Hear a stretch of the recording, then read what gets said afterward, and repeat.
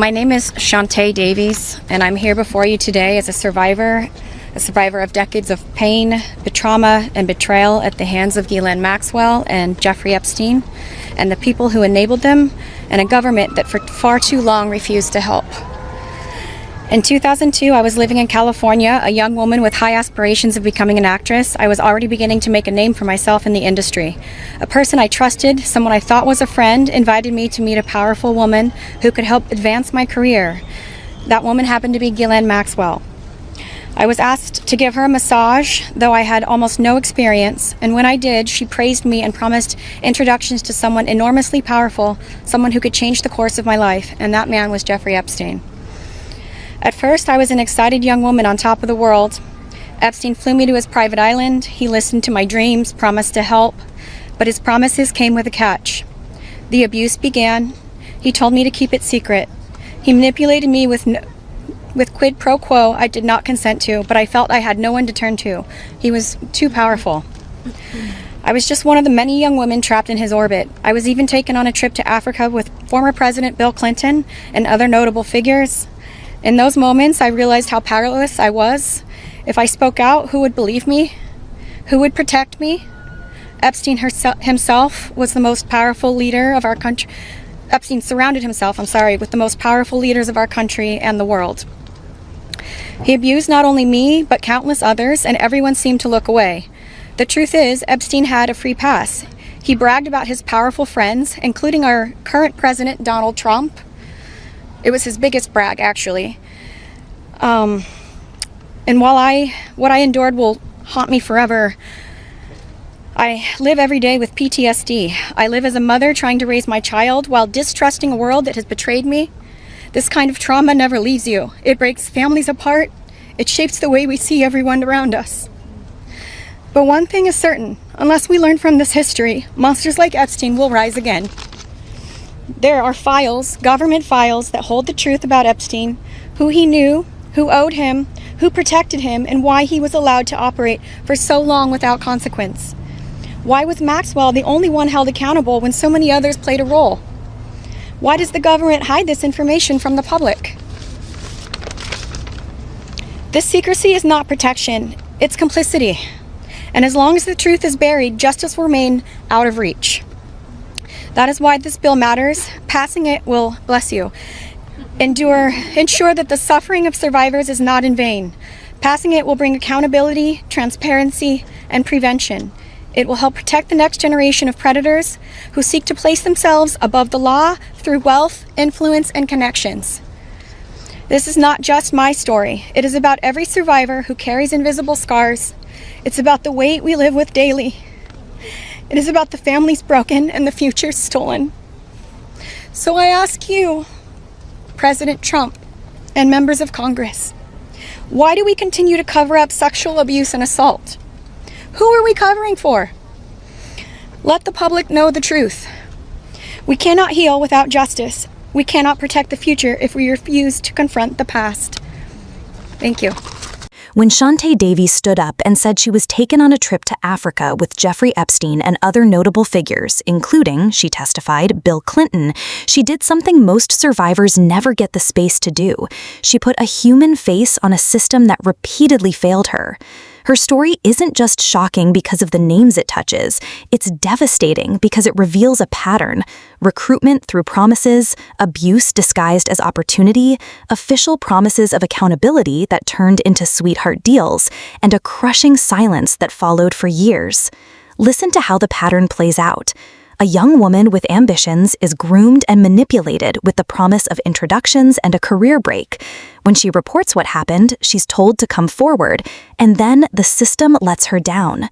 Instead of full investigation and accountability, there were plea deals, limited prosecutions, work release privileges that survivors say enabled continued abuse, and a long, grinding delay before any real public reckoning. That delay matters. It changes evidence, it scares witnesses, it enables cover-ups and protective silences in institutions that should be seeking the truth. Why do the files matter? Government and financial records can show the infrastructure that made Epstein's operations possible: flight logs and travel manifests, phone and email correspondences, bank transfers and shell company records, internal notes from investigators and prosecutors, and lists of visitors to properties. Those documents can corroborate survivor testimony, show patterns of recruitment and grooming, and identify enablers and facilitators, not just the immediate abusers.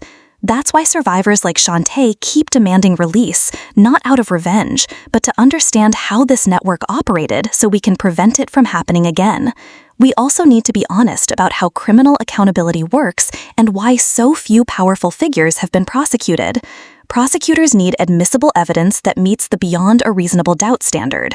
Memories can be fragmented by trauma, records may have been shielded or destroyed, deals and prosecutorial discretion can limit who is charged. That's frustrating, and it's part of why transparency is critical. When files are sealed, we can't assess whether prosecutors had the evidence and chose not to proceed, or whether they were hamstrung by politics, policy, or legal limits. Releasing responsibly redacted documents allows independent scrutiny and could open paths for civil suits, new criminal investigations, or legislative action. There are concrete reforms that would reduce the chance this ever happens again. First, make transparency the default. Require independent review and public disclosure of investigative files involving systemic abuse, with standardized redaction protocols to protect survivors' privacy. Second, strengthen victims' rights enforcement so prosecutors cannot ignore the Crime Victims' Rights Act's notification and consultation obligations without judicial review. Third, ban secret non-prosecution agreements that prevent victims from being notified or consulted. At minimum, require court approval for any deal that limits victims' rights. Fourth, empower independent special prosecutors or a bipartisan commission to examine networks of trafficking, especially where powerful people or institutions may be implicated. Fifth, harden financial and institutional oversight, better tracking of suspicious banking activity, mandatory reporting by institutions that enabled access, and stronger whistleblower protections. None of that is merely legalese. For survivors like Shante, this is daily life: PTSD, family disruption, constant mistrust, and the sting of being minimized when people in power call these disclosures a hoax. Political rhetoric that trivializes survivors' experiences, no matter who says it, compounds the harm. It also creates incentives for institutions to protect reputations rather than pursue truth. If you want to help turn testimony into results, there are practical steps people can take right now. Tell your member of Congress you support responsible unsealing of investigation files about Epstein with survivor protections built in. Ask them to back independent oversight, a special counsel or bipartisan commission to examine the full scope of wrongdoing and institutional failures. Push for legislation that forbids secret NPAs and strengthens enforcement of the Crime Victims' Rights Act. Support organizations that provide legal, medical, and psychological help to survivors. And keep these stories in the public eye. Share survivor testimony, demand transparency from the Department of Justice and Treasury, and refuse to let this be a headline that fades. Shante's testimony is painful because it is intimate and because it points to systemic rot. But it is also a call to action. She's asking for truth so future generations are safer. If we want to honor her courage, the minimum we can do is insist the system that failed her be fixed, through transparency, accountability, and laws that ensure no amount of money or influence can buy silence.